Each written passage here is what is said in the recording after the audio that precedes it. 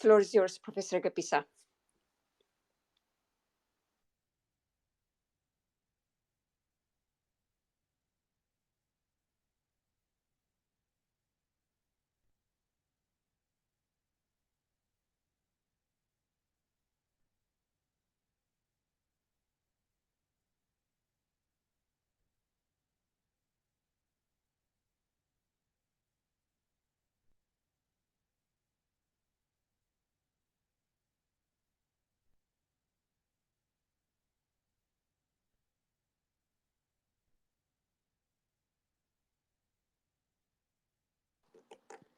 I am.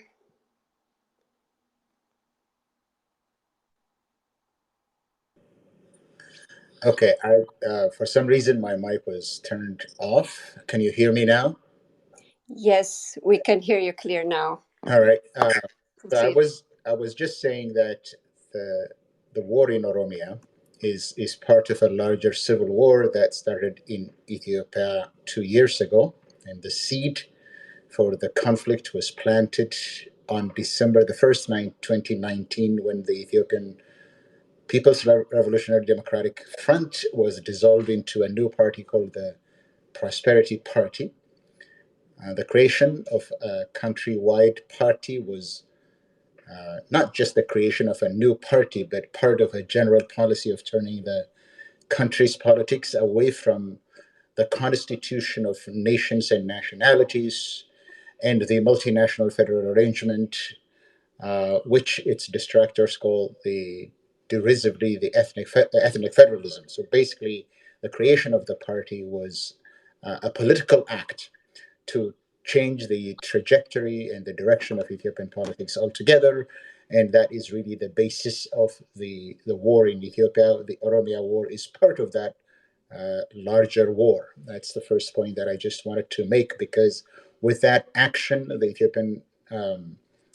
Ethiopian politicians made their intentions clear and set themselves on a collision course, which eventually culminated in a genocidal war in Tigray and elsewhere in Ethiopia. Now, I think the decision was basically bereft of any strategic or practical political objective.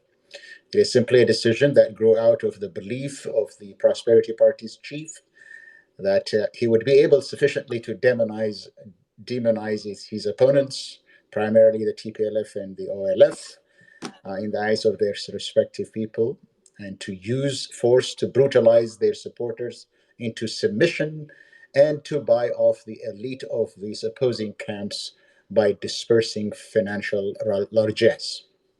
In a way, to put it in short, in a way people could understand, the civil war in Ethiopia is basically the result of the militarization of Ethiopian society and commercialization of politics.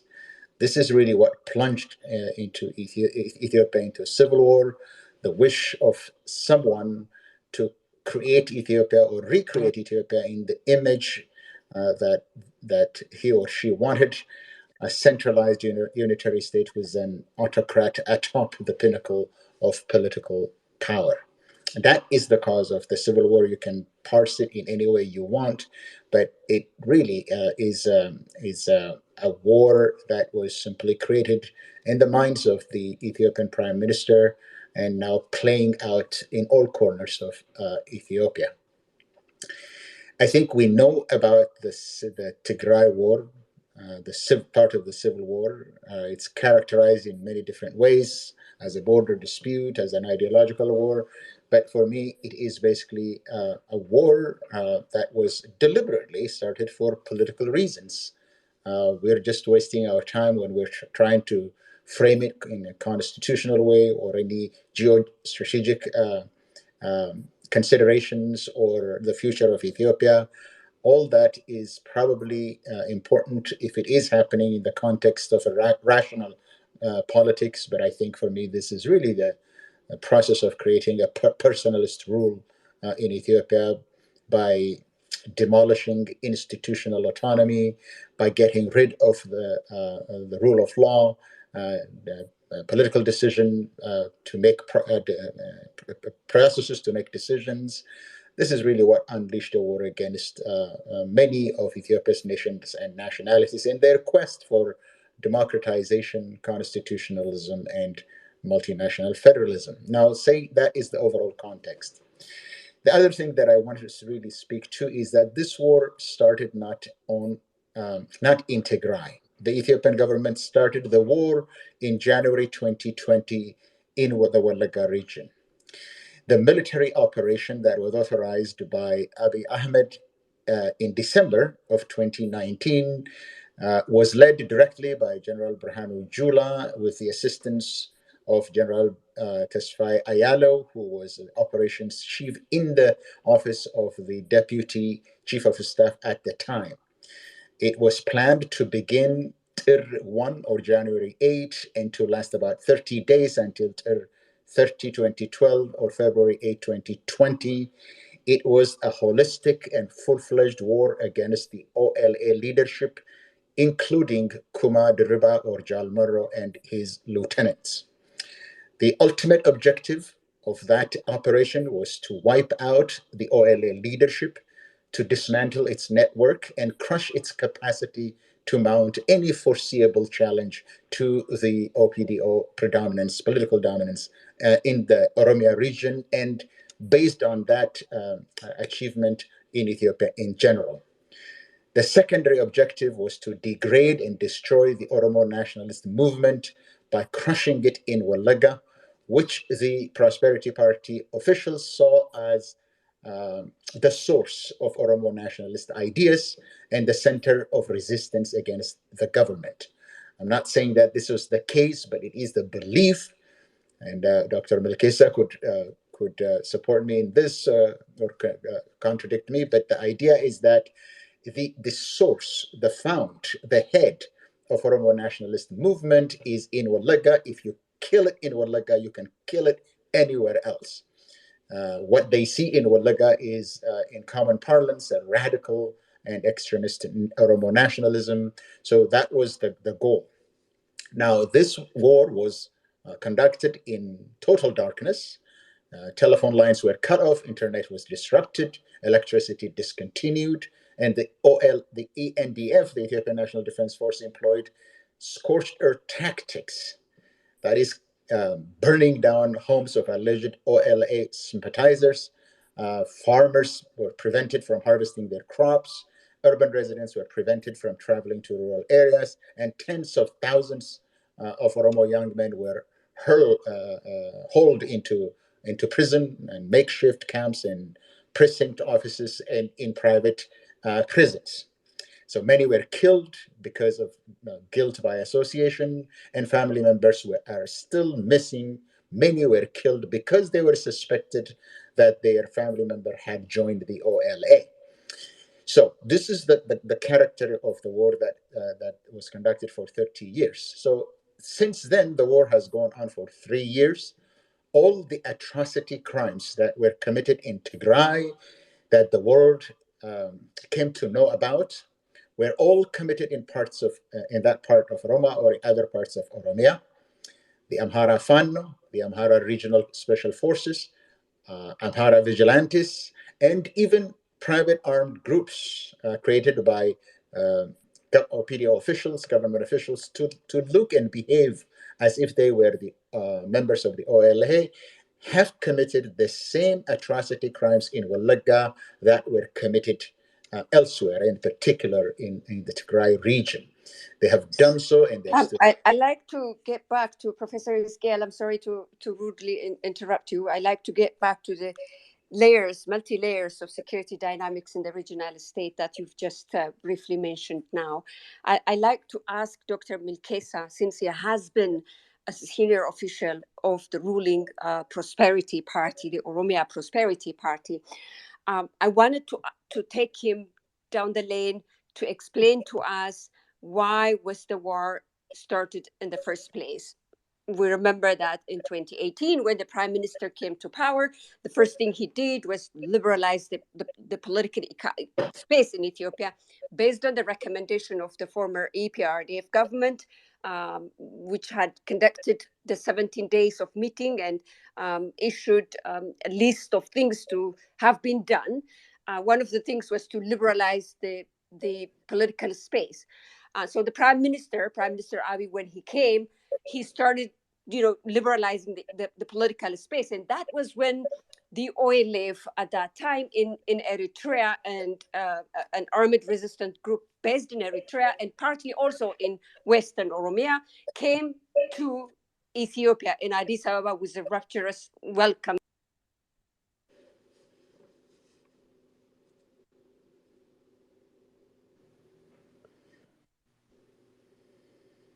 Yeah, thank you. Can you hear What me? has Yes, I'm sorry if you have lost me in between, but can you tell us what happened to the peaceful engagement between the Oromo Liberation Front and the ruling party?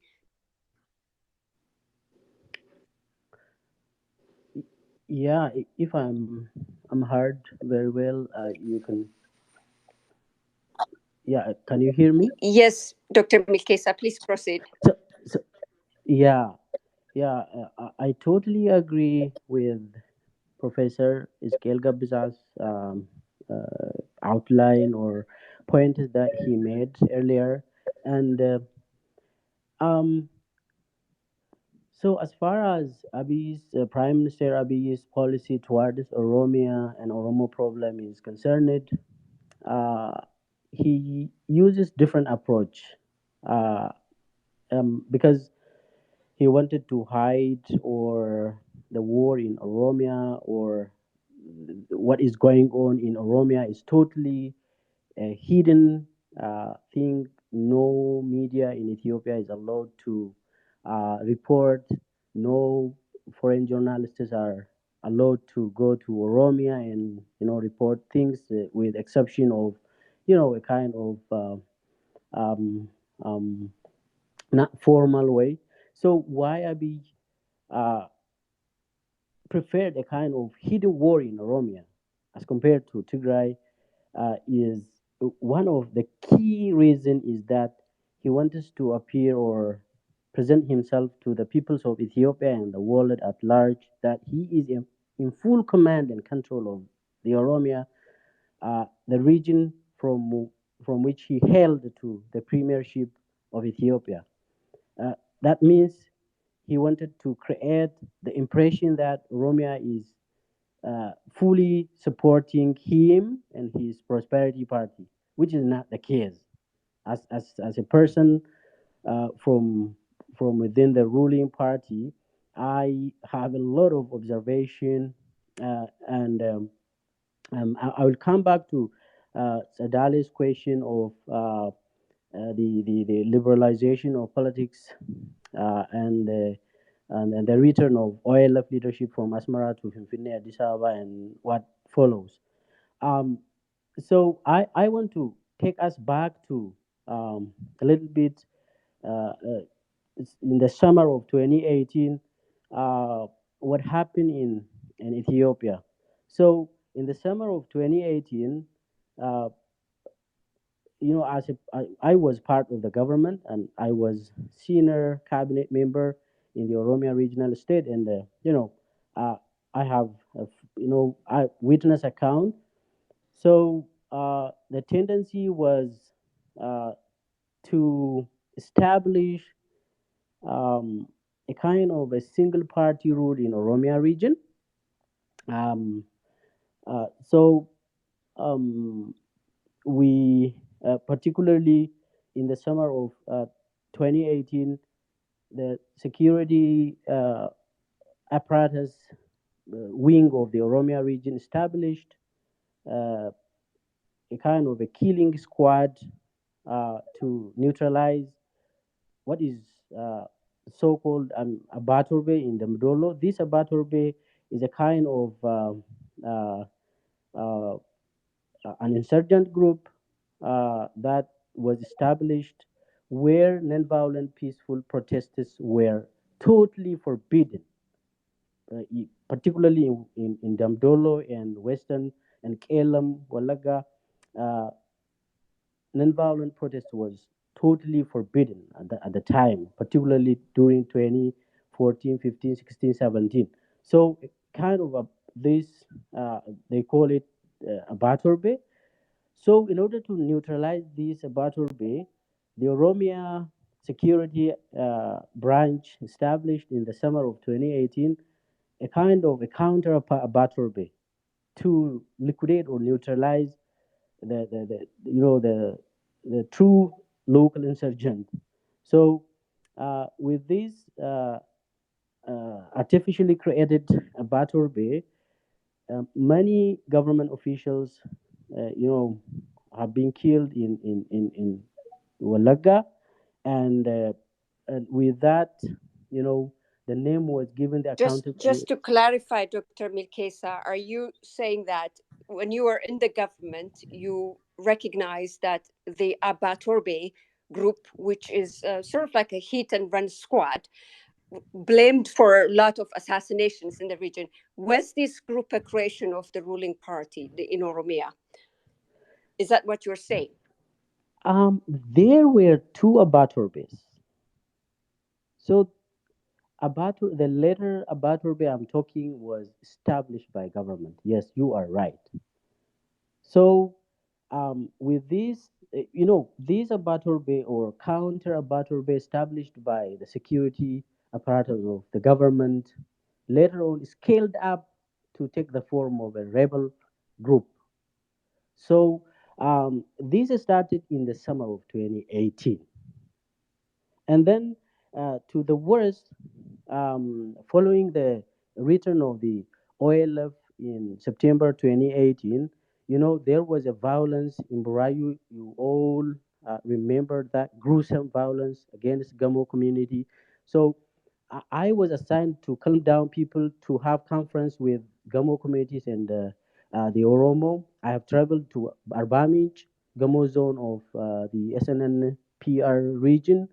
I have traveled to Burayu. I have kind of tried to, make a kind of reconciliation conference. So uh, no one asked who were the perpetrators of the Burayu incident. So I know in detail about that. The purpose Just was, to clarify to our audience who may probably not be familiar with the Burayu massacre, is the first massacre to have happened in the post Abiy Ahmed's Ethiopia, a few months after he came to power. This was a massacre targeting a minority group of the Gamo community living in Burayu, which is around 25-kilometer radius from the capital Addis Ababa. This is the first massacre to have been known deliberately targeting minority communities. And that, in a way, is the start of privatized violence in Ethiopia in post Prime Minister Abiy Ahmed's regime. That is what Dr. yeah, Milkesa is talking about. they, May I return back to you about the dynamics of the security, because the Abatorbe dynamics that you are talking about is just one layer of armed groups in Oromia regional state operating today, I think even until today, other than the Oromia regional states government forces, the Ola armed forces, and forces that probably are known to the government as Shani or OLF Shani and the Fano. So these are multi-layered security apparatus that are functioning in Oromia regional state today. Let me get to Bila here because he's one of the speakers, and I wanted to ask him, based on his recent trip to Western Oromia, to share with us, because he has written about what is Fano doing in Oromia. And I want Bila to share with us what you've learned about the presence of Fano. And Fano is an armed group that comes from the neighboring Amhara regional state, which complicates the crisis in Oromia today, because for two reasons. One, it's unconstitutional, and two, it's involved in parallel activities with OLF and other armed groups in the region. So, Bila, if you take 5 minutes and tell us what you have learned about during your trip on the presence of Fano in the region and what it means towards the security crisis there. Thank you. Well, hello everyone.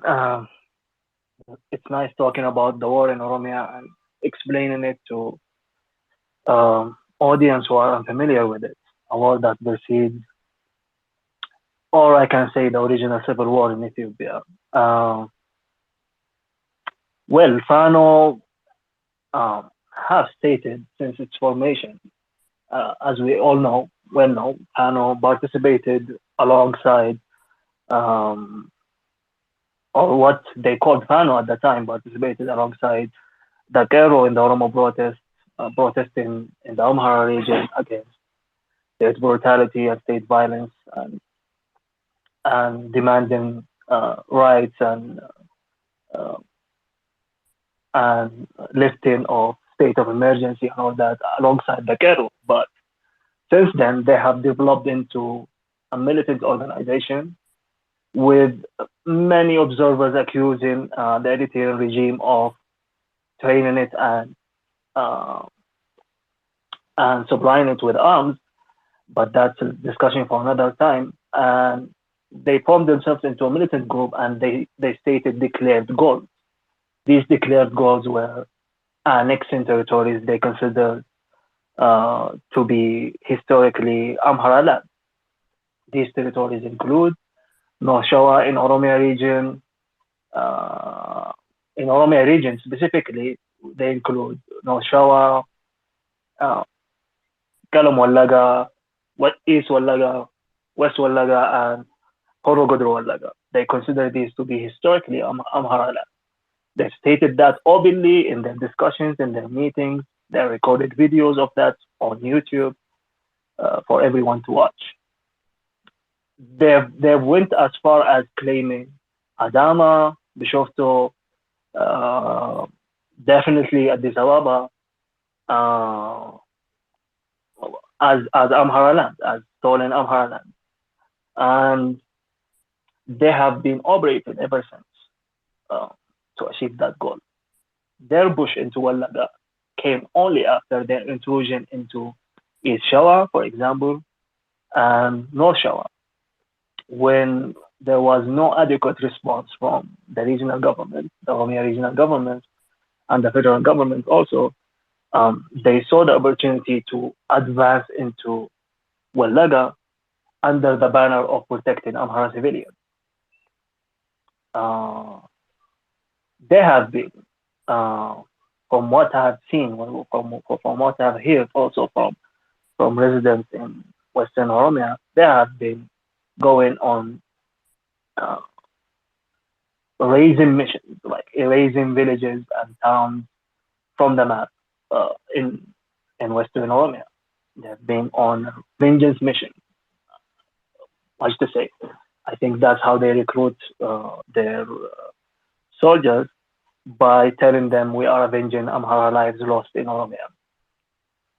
Um, their activities uh, range from targeted killings of specific uh, members of the community there who are accused of supporting the oil financially, or providing grassroots support for it, and indiscriminate killing of Oromo civilians uh, in the villages they come upon. So, with that, causing thousands and thousands of villagers and urban dwellers to flee their homes in an attempt that I can only explain, and I highlighted in my article, to evacuate the area and repopulate it with uh, Amharas from neighboring Amhara zones in the Amhara region. So that is pretty much what Fano is doing in Western Oromia and the rest of Oromia, honestly. Not only Western Oromia, it has also expanded to Northern Oromia and Eastern Oromia, East Shawa included. So that is basically what they're doing. They are killing civilians, terrorizing civilians in order to have these civilians flee from the areas that they inhabit, um, maybe affect a demographic change in the area, to later incorporate it into Amhara region. And we have seen an example of that in North Shawa. I forgot the name of the district, they annexed 280 hectares of land of it into Amhara region. And to my knowledge, that part of Oromia now is administrated under the Amhara region with impunity, and less less information is available about it because no one is willing to talk about it. And I can summarize. That's how I can summarize Amhara farm activities in Oromia region. Thank you, Bila. Obviously, the suffering of civilians is not limited only what is the Fano is inflicting there. What we know is that there is a massive demobilization of civilians, particularly of Amhara members of civilians from, for example, Kiramu. I was watching a news reporting yesterday of IDPs who are sheltered currently in Bahardar area and are pleading to get support, and they blame the oil left Shani. So now, I think this indicates to us about the multi-layered presence of different armed groups in Oromia regional state. That's not confined just to the OLF, or the OLA, or the FANO, or the federal government only. Professor Isgail, earlier you raised about even the presence of private security forces that are involved in militarized activities in the regional state. This brings me to you, Professor Isgail. If you can please explain to us what it means to have this kind of multi-layered involvement of different armed groups in the region, but the government is, blaming everything on the OLF Shane. Everybody blames OLF Shane. Ola releases a statement uh, de- denouncing that its forces are not involved in that. Just yesterday and the day before yesterday, the Oromia Regional State Government Communication Affairs Officer, the head of the office, Hailo Adunya, was was giving a presser to the media in which he denigrated the OLF Shani. There is no distinction in the government's recognition of armed group in the region. It's just OLF Shani, which is also designated as a terrorist organization. And he blamed that the Shani does not have any command center, any leadership, any discernible organizational structure there. So the government will not be having any peaceful conversation with this armed group. The Ola on its side released a statement saying that this is false. Ola has organizational structure there, and that it's the government trying to avoid to sit down to conversation, to have a conversation to solve this problem peacefully. Professor Isgail, if you could please tell us, what does it mean that such kind of complex security presence is there in the region, and then it's just watered down to government versus OLF Shane? In the long run, in an attempt to solve this problem, how is this kind of dynamic affecting efforts to solve the problem?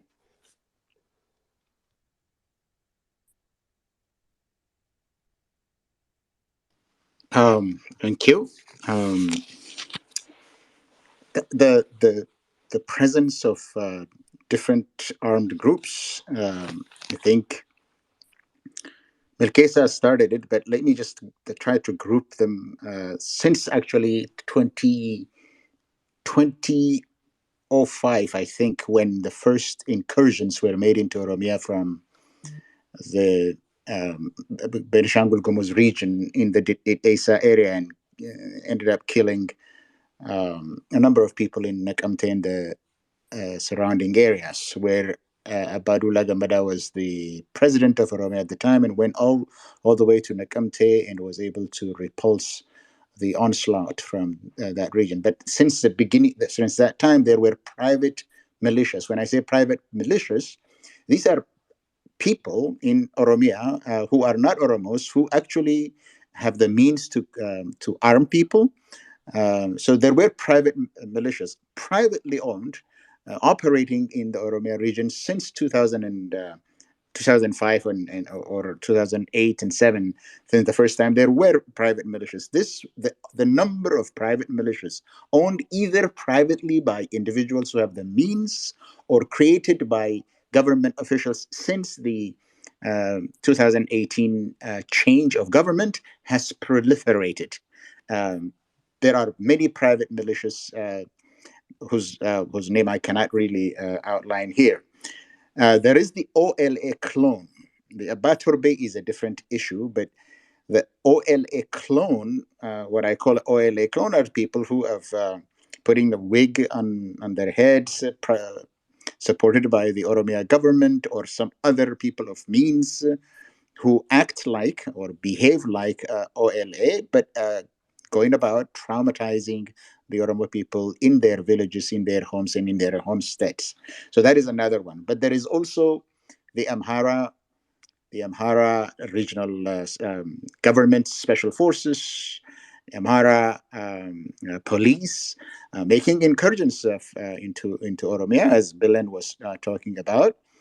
Sometimes actually clashing with the Oromia state government security forces, but most of the time going about their business freely within Oromia with the explicit purpose of taking land. By the way, that land grab or expansionism is basically has a plan, but there's no time to talk about that. But it's a part of a grander plan that the Amhara elite who are recruiting, training, and sending armed fighters from the Amhara region. But there are also settlers in Oromia who have settled a long time ago, 30 years ago, by the government, or even longer than that, who have lived in Oromia for about 30 years or more than that, and now they are armed by the federal government. In this one, the deputy prime minister is on record that they will arm them so that they can defend themselves.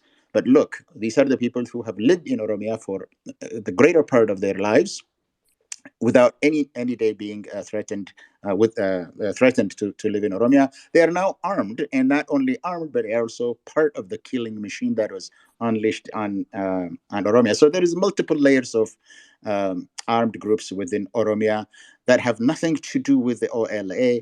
OLA has no business killing or Amharas or Oromos or others or government officials. OLA is simply fighting to defend the Oromo rights to self-determination.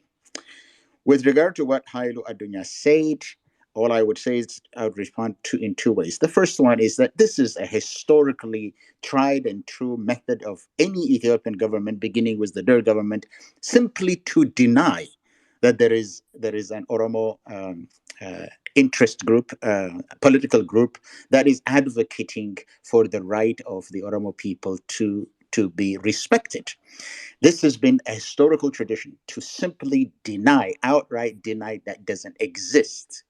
That is what he is doing, simply following in the tried and true pattern of simply dismissing any right group that advocates Oromo right. That's the first thing. The second thing is what Milkesa actually alluded to earlier is that the Oromia government now believes, or the OPDO government now believes, that in Oromia, there shouldn't be any opposition force by any form, whether armed or peaceful means, shouldn't exist in Oromia because Oromia is the backyard of OPDO or Oromia Prosperity Party. That the way to stay in power, they argue, is to make sure that in your power base, in your natural power base, there should be no contest whatsoever.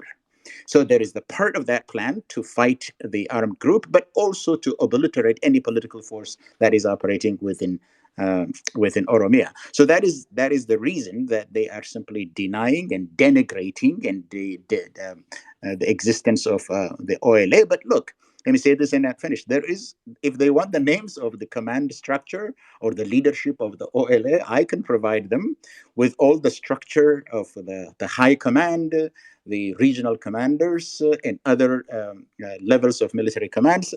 There are also the support group outside Ethiopia who are doing diplomatic and advocacy work. If the Ethiopian government wants to make peace and resolve the political conflict through a peaceful process, they know what to do. Any one of us could assist them with that. But it is a part. It's part of simply denying there is nothing in our power base. As Milkesa was saying, that we are doing everything that is humanly possible to answer or more questions. Say we have already answered it. There is no need for any opposition. That's part of the political calculation. Thank you, Professor. I wanted to come back to Dr. Milkesa because you mentioned about the massacre of the Gamo minority earlier, and we talked about the presence of at least two versions of Abba Torbe. I want to bring to you one particular dimension to this, and I want to ask you if you know about it, Dr. Milkesa, when you were a part of the government. I remember when I was still in the newsroom of the Addis Standard magazine in March of 2021. We fielded a report about a massacre that took place in a church in Horoguduru, which was blamed on the OLF. And the OLF at that time wrote a complaint letter to the editor, which came to me as I was the editor at that time. And they have said that this reporting was one sided and we do not take responsibility for this massacre in that Orthodox Christian church. And they said, we would like to ask a person by the name Fakada Abdissa. We tried to find out more about the presence of Fakada Abdissa. We found out a little bit, but we hit a wall after a while. And we learned that Fakada Abdissa was a part of the Ola, but then has been disarmed and then re-recruited by the government and sent to Western Oromia as a counter uh, force against the Ola. Dr. Milkesa, in your assessment, and since we have you talked about the Abatorbe, and Professor Isgain also mentioned about the report of young people who have been forced to wear artificial hair. This report, by the way, is released by the Ethiopian Human Rights Commission as to the local governments forcing young people to wear artificial hairs to pose as rebel fighters committing crimes. So this exists there.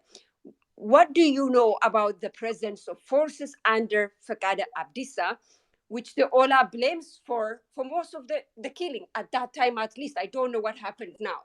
Do you know that the re-recruitment of Fakada Abdissa happened when you were part of the government, Dr. Milkisa? This might explain the complexity of the security dynamics there. Thank you. Thank you, Adali. As far as I know, when I was in the government, there was an attempt to establish a counter rebel force, which looks like rebel force, as Professor Scale Gabs also mentioned, and as many of us at that time um, suspected. So at that time, what I know was the security branch of the Oromia government has scaled up the, the practice of establishing counter killing squads over major cities in Oromia, including Adama, Bishoftu, Ambo, Nakamte, Damdolo, and etc. They scaled up into a form of establishing uh, uh, a kind of parallel insurgent group, which looks like the Ola. So I know this. I don't know much about Fakade Abdisa in person. I don't know about him. But at that time, he was part of the disarmament. He was taken into Botot Olei, and then to other centers of demobilization and reintegration training, and indoctrination, whatever, and then he went back to the forest and to the bushes. So since then, we had two, not parallel, but a faction led by Fakade Abdisa, who was not part of Ola. That, but I don't know about much about him. But let me emphasize on the layers of security apparatus in Oromia. I know 9 layers of security apparatus in Oromia. Number one is the counter rebel force led by the government security apparatus. We are discussing about that. And recently they established Revolutionary Guard. They call it Gachanasirna. This guard, Revolutionary Guard, includes all members of the society in the region aged 18 to 55. They were forced to become members of the Revolutionary Guard to defend the regime against any local insurgents. So it is part of the militia of Oromia.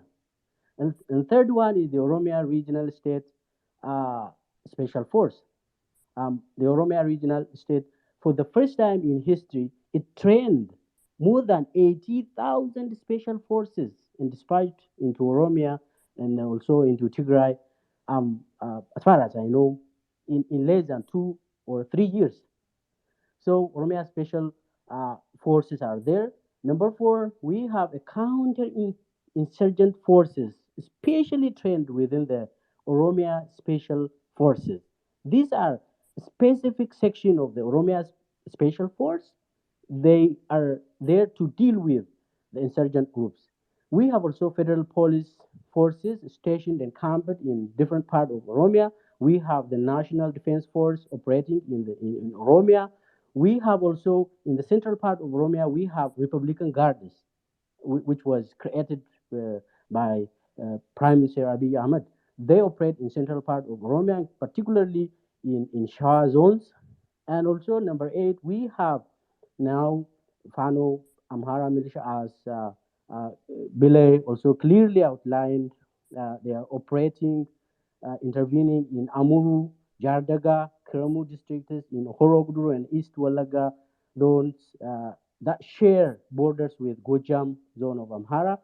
And particularly in East Shoa zone of Oromia, the Amhara Regional State Police Force, Special Forces, uh, uh, they intervened up to Shano, very close to Addis Ababa. And also in Karayu areas, they have incorporated, they have incorporated into the Amhara regional state. So it is very complicated layer of security apparatus in Oromia. So it is difficult to conclude that everything that is happening in Oromia is perpetrated either by the government or by Ola, because we have a lot of complicated and complex uh, issues. Let me finish by um, emphasizing how these all emerged. Uh, Number one, because Abiy, rose from Oromia, uh, the ODP decided to run Oromia the way TPLF ran Tigray for over 27 years. This was decided formally in the party I was member and central committee member. It was decided by the central committee of ODP in 2018 that we should run Oromia the way that TPLF ran its regional state for over 27 years. To that What end, does it mean? Does it mean with no other political parties involved, just the OPDO only? yes, absolutely. Earlier, Professor Scale mentioned about this.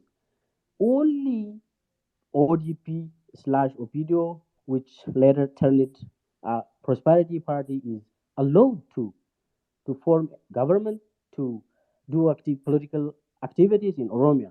And to this end, the campaign against Oromo youths since, the massacre that we mentioned earlier in Burayu, that was an incident that the government took because it was not the Oromo youth who committed that heinous, gruesome crime. I know because at that time I was part of the top leadership of the Opido. It was not that.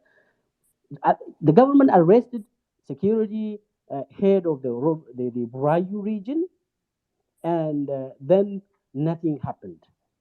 So it was that was the beginning of the defamation campaign, and then the campaign to decimate all Oromo youth forces. And then you remember what happened in 2019 and 2020, including the killing of Hachalu and the consequences the subsequent measures taken against the Oromo users, and now there is no uh, peaceful or democratic force that could operate in Oromia, and therefore those who uh, survived from the killing, from the arbitrary arrest, they joined Ola, and therefore now the the Ola, in terms of size and in terms of activities, it is as close to Addis Ababa as earlier mentioned. Therefore, it was the closure of political space that led to this armed movement. The attack on democratic institutions and democratic forces compelled the people to go to the bush. So, as far as I know, a lot of conspiracies and a lot of secret establishments are there. Therefore, on top of that, no one is reporting from the region. Therefore, always the Ola is to be blamed. Thank you. Thank you, Dr. Milkesa. I want to get to Bile and to share with us more about his experience of travel there. But I want to, by way of reinforcing what you said earlier, I think it was 2.5 years ago that Colonel Kamal Galchu gave an interview to one of the local television stations at that time, disputing the account of the robbing of 17 banks in Western Oromia, which was blamed on once again the OLF, the Ola rebel fighters. He was the head of the Oromia Regional State Security at that time, and after his resignation from his position, he came to a television station in which he said the robbing was an orchestrated act by the regional government security apparatus in itself. And so I think this corroborates the claim that you just made, Dr. Milkesa, with regard to parallel insurgent groups that are organized to conduct different activities. This same kind of witness was also given by an MP not long ago. I forgot his name, who was blaming a presence of parallel security forces that are directly under the command of the Oromia Regional State President, and doing the killings of, once again, minority Amhara community groups in Western Oromia in June, the 9th and the 8th of June this year, which is another massacre there, which we're still trying to understand the full extent of it. And so, having said that, Bila, when you traveled to these areas, have you had a chance to speak with local authorities on the reason why Fano armed group are in Oromia regional state? Because this, according to the current Ethiopian constitution, is not only unconstitutional, it's downright criminal. Have you had a chance to talk to local authorities why they are not doing anything in terms of preventing cross-border attacks by armed groups from Amhara regional state, which this is again is verified by the Ethiopian Human Rights Commission's recent report to that. So there is a verified report about that because there's a lot of denial going on. Bila, if you can just tell us briefly about it, and I wanted to get to the legal and constitutional aspect of this to Professor Isgel after you. Thank you. Yeah, thank you, Lana. Well, in Oromia region, officials don't speak to you, actually. This is a struggle we've been facing since my time with the standard. Uh, they decline to talk to you, and if you push on it, as many of our colleagues, you go behind bars. So I tried to speak to them, but none wanted to speak to me. However, there is uh, the residents that I spoke to, the people I spoke to on the ground, have this sense. This is something that Professor Ezekiel mentioned at the beginning of this base.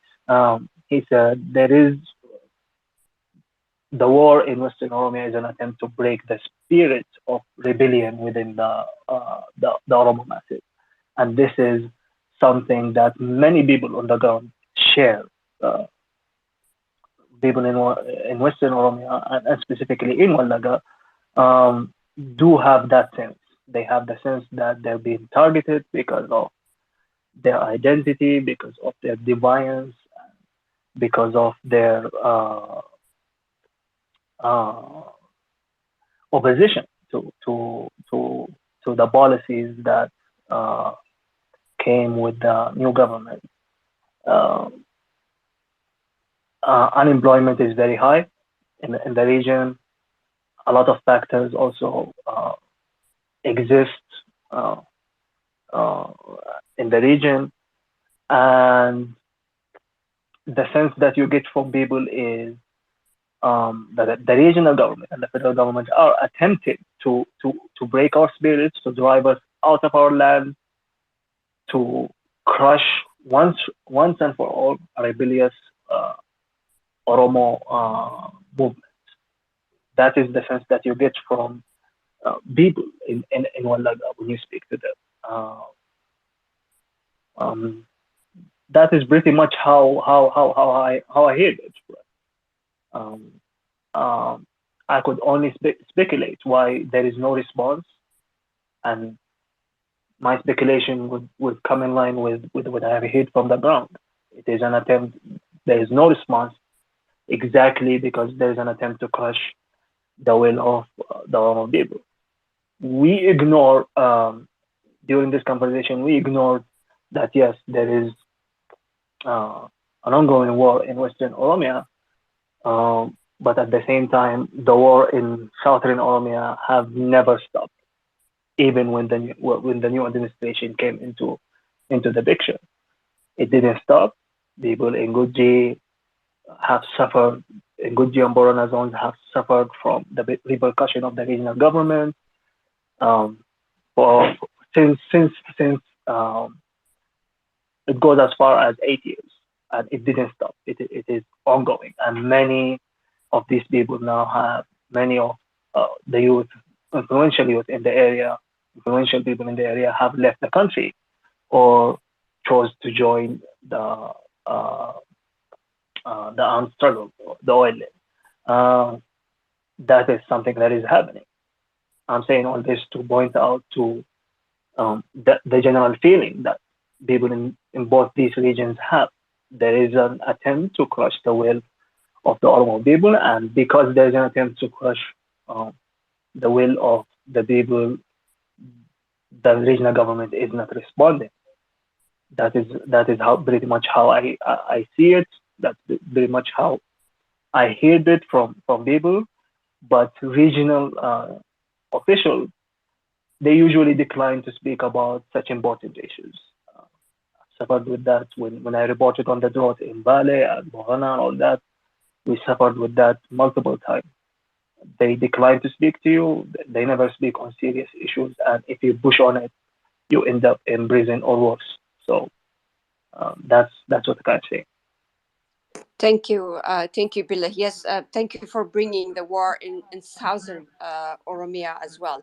And just to bring another gruesome anecdote to that, what accompanied again the first few months of Prime Minister Abiy Ahmed coming to power is also another massacre of the Gedio minority community in southern Oromia in Gedio zone, and that has never been investigated. We don't know the perpetrators were, but what we know is that that was one of the massive, large scale atrocities that also triggered the displacement of 1.5 up to 1.5 million minority members of the Gedio community there. This happened in the summer of 2018 already, and again, it's blamed on the Ola armed groups or the OLF Shande. There has not been any independent investigation of who did that. I think communities are trying to rebuild their life at the moment. So thank you, Bila, for bringing this to our attention. Professor Isgail, I want us to discuss about the constitutional implication of this, and I want you to say a few things about on the privatization of violence, particularly that's affecting us in the Oromia region as we spoke, the presence of multiple security forces there that indicates that there is a keen privatization of violence in the regional state. And what does it mean constitutionally? Can we really safely say that the constitution is upheld at the moment? The other intriguing thing that I want to ask you is the Prosperity Party currently, its major stakeholder or ally is the Amhara Prosperity Party. And you have the forces from the Amhara regional state crossing over to Oromia, which is unconstitutional, as I said earlier. What does it mean to this political alliance at the upper level that the prime minister's party is relying on, the Prosperity Party? And that, you think, the reason why this problem cannot be solved because it will upset the political balance in Arat Kilo? Thank you.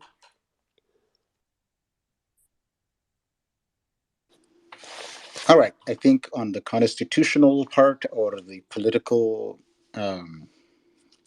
lineup, let me put it in the try to put it in a larger context for people to understand what's going on right now. Because if I kind of remind you, then everybody would be able to see what is unfolding in Ethiopia. So put it in a larger context as briefly as possible. Now, the political program, the Prosperity Party is putting in place was designed and handed over to the Prime Minister as a reform roadmap at the beginning of 2018. The plan or the roadmap was basically designed, spearheaded by former Derg officials and their allies, including the late Dr. Kasa Kabede, who was one of the first people that the prime minister invited to Ethiopia to counsel him. Another was Major Dawit Wolde Georgis, a former Derg official who, on Vision Ethiopia, which is an organization that hosted the prime minister here in the United States when he came here for that private visit in 2018. That's when the whole thing was discussed. What was discussed? What was the vision? What was the plan? The content of the plan is basically had two goals. One is the primary goal, and the other is a contingency goal. The first one is to destroy everything that the TPLF had created. That anything or everything, the constitution, the federal arrangement, the developmental state, all of this is going to be dubbed as subversive. It was made by the TPLF. Destroy everything, attack everything, and destroy. That is the first thing. The second is demonize, degrade the constitution and the federal arrangement that others also espouse, and do whatever is possible, employ whatever instrument is available to achieve these goals. So the war, the incarceration, the alliance system, the lies, the mayhem, everything is part of this program. That is important. The second thing is, if the creation of a unitary state or returning the clock back to 1974 proves unachievable through whatever means that would be employed, then the fallback position is to create a greater Amhara state. So what Bilan was talking about, Walaga, through Amaya district in Waliso, all the way to Awash, and then north up to Wallo, including Raya and western Tigray. This is part of the contingency plan to create a greater Amhara or Beta Amhara. That is the plan. That is what is going on in the country. So the constitution, is it a source of conflict? I mean, the constitution was in place for now about 30 years. But during the time that the EPRDF was in place, there were many violations of human and democratic rights, but there was really no intercommunal conflict at the time because of the agreement, the political agreement, a political pact in 1991, in which the representatives of the nations and nationalities agreed that they're not going to resolve political conflict through the use of violence.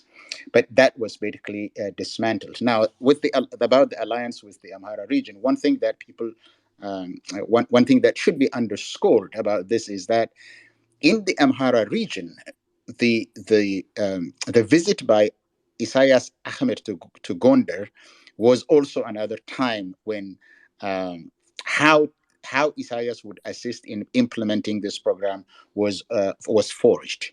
So the alliance in the Amhara region is not quite with Abiy Ahmed. They want to get rid of Abiy Ahmed once they have what he has outlived his usefulness to them.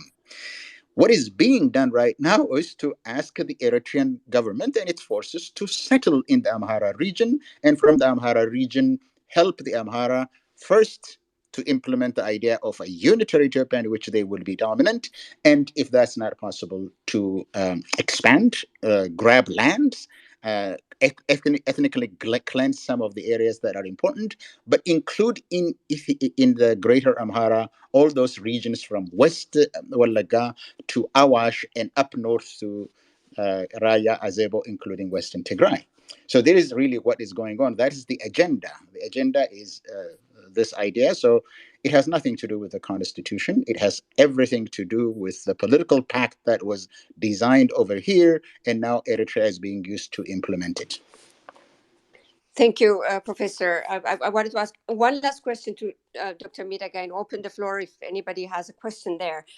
With regard to the Constitution, having in mind what Professor Iskel just said now, the counter argument to that is, the Amhara elites and leading opinion makers and media personalities blame the Oromia regional government of an attempt to create a homogeneous uh, region by depopulating and demobilizing the Amhara community living in various parts of the region.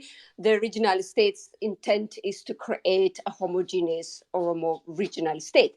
Dr. Milkesa, when you were in the position of power, if I can say, what was the protection by the Oromia regional state given to minority groups in the region, or any other community national groups, any members of community from different national groups there? Why was that protection all of a sudden revoked, and communities are facing vulnerabilities and targeted attacks at times? Why is the regional state not been able to protect the safety and security of other national groups in the region? Is it because of the claim that the regional state is trying to create a homogeneous state in Oromia? Is it because Oromia regional state's constitution itself authorizes other national groups in the region? What was your experience, Dr. Milkesa? This will be my last question. Thank you. Thank you, Sadale. um, I I was in the Oromia regional government for 2 years as a member of the regional state cabinet. Um, so um, the Oromia regional government run by Opidio does not have the homogenization policy. Even it does not want to implement the constitution of the region. It doesn't want. I can say it doesn't want. Uh, we, I myself, have asked to implement the constitution in several places in the region. Uh, as a result, for example, in the last 27 or 3 decades, particularly illegal settlement, you cannot settle illegally. You have to be settled formally by the government or by, legal means. But illegal settlements, whether it is in the central Oromia, surrounding Addis Ababa, or in major towns in Oromia, or in the western Oromia, or where, for example, where the Fano militias are claiming, as Bile presented earlier, to forcefully incorporate into Amhara region, there have been series of illegal settlements in those areas. I can mention because I was head of the Oromia Land Administration for more than 1 year. I have a lot of researches that my bureau conducted in those areas. So illegal settlements in rural and in urban areas intensified during the Opidio regime. And particularly, for example, the language policy, this is one of the critics that people level against, the Oromia regional state. One can go to Adama or Bishoftu or even Ambo and see what is the official language of the cities in Oromia. It, it is not Avan Oromo. So the administrator, for example, when I am assigned to lead a conference, local residential conferences in Bishoftu or Adama, I am forced to do that in two languages, in Amharic and in Afan Oromo. But the Constitution of Oromia clearly states that Afan Oromo is the only official language in the region. So I don't understand. On top of that, one can go and see the central statistical agencies of the federal government employment reports in Oromia. Who is being employed?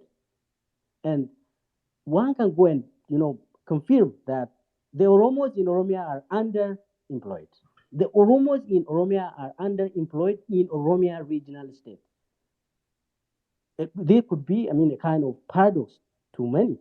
But I have the statistics, and one can go and see, for example, the Amharas who are in Oromia, they are employed more than their percentage. This is not a false or a kind of fake news. One can go and check the Central Statistical Agency's personnel report of the Oromia, the ethnic composition of employment in Oromia. This is an unofficial data. Therefore, I don't see, particularly often, the only claim from the side of the opposition that may be, I can raise is about the election into the Chafe Oromia. So this is about knowing the official language of the region, election. So they argued that um, the Amharas in Oromia could not be elected into Chafe because of the language issue. Well, I mean, but in this regard, um, if the Oromia regional government, uh, um, um, uh, because there are a lot of Amharas who speak Afan Oromo as well. They are member of the government, and they are member of the top officials, and they are member of the key leaders of the Oromia regional government because they speak Afan Oromo. For that matter, I don't want to mention people. One can go and see the composition of ethnic compositions of the Oromia cabinets. One can go and see the compositions of, leaderships, agencies and commissions and directors and employees in Oromia. So the issue of language is another issue. But in terms of ethnicity, they all are there if they can speak Afan Oromo. I don't see problem in speaking Afan Oromo. Uh, so the only thing I can mention is about language. Otherwise, homogenizing in terms of ethnic identity, Oromization project or whatever they are mentioning when explaining the policies of a video, this is wrong as far as I know. So rather, the opposite is true. So in the last 27 years or 30 years, things in terms of demography, in terms of language, cities in Oromia, you know, districts bordering, for example, North Shore. You can see different districts in North Shore, East Shore, Horoguduru, where now things are openly in terms of mass atrocity. So things have changed. I don't see any project of homogenization by Opidio Sadale. Thank you, Dr. Milkesa. Later on in the closing remarks, I want to ask you all for your recommendation on how to really go about trying to solve this problem now. In the war, the OLF OLA High Command released a statement yesterday recommending 4 points there. But with in the background of this complex nature of the crisis in Oromia, we still need to find out what is the easy way to go out of this. And I would like to return that to you. Together with Professor Iskel earlier, you raised a curious question about the involvement of Eritrea, and I would like to ask you what it is that Eritrea could get out of this crisis. But we can get back to that later on if we have time. I have a lot of questions from audience, DM questions sent since yesterday, but I wanted to give priority to participants here. If you have a question, I would like to kindly ask you to limit yourself to 2 minutes maximum. You can raise your hand to get and the answers to be 3 to 4 minutes. And please mention who you would like your question to address or to answer your questions when you are asking. So the floor is open for participants. And the first question comes from Yasser. Yes, sir. If you could please, yes, sir.